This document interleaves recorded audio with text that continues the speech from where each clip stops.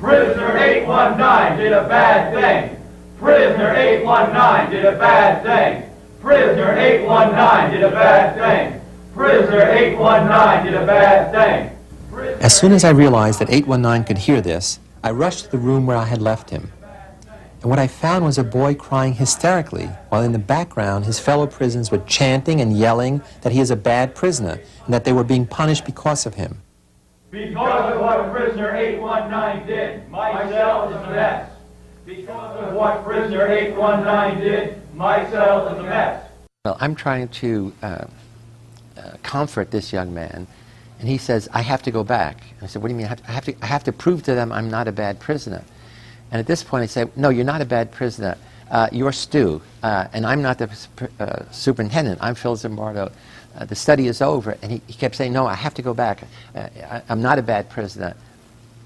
And so the reality of that prison was so deep that even when I'm giving him the opportunity to leave, his reputation, his image as a bad prisoner has to be undone, has to be reconciled. When we released the first prisoner, 8612, we brought in a substitute, but he came in halfway through. And what's interesting is, day by day, as the situation degraded, we all adjusted to it. That is, each day's level of violence, of abuse, was a platform for the next day. But he comes in now, and he's seeing these crazy things going on. He says right up front, I'm not having any of this. And they told him, you can't leave. They won't let you leave, which we never said.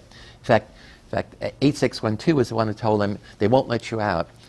And so he says, I'm going to go on a hunger strike. I'm not going to eat anything. I'll get sick, and they'll have to let me go. And he's a skinny kid to begin with. And the guards go crazy because he's now the symbol of resistance. All the other kids are broken. If they're not having emotional breakdowns, they're like zombies. They're doing whatever the guard said. And for the next 2 days, every guard on every shift, their mission is get this prisoner to eat those damn sausages. They put him in solitary confinement. They make him hold the sausages. And to his credit, he resists. So he should have been the hero.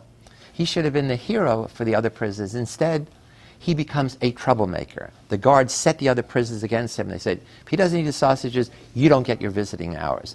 If he doesn't eat the sausages, you guys don't get your blankets. If he doesn't eat the sausages, we're going to put your blankets in nettles and spurs, and you're going to spend hours digging them out. So they start jumping all over him. Eat the damn sausages. You know, you're ruining our life.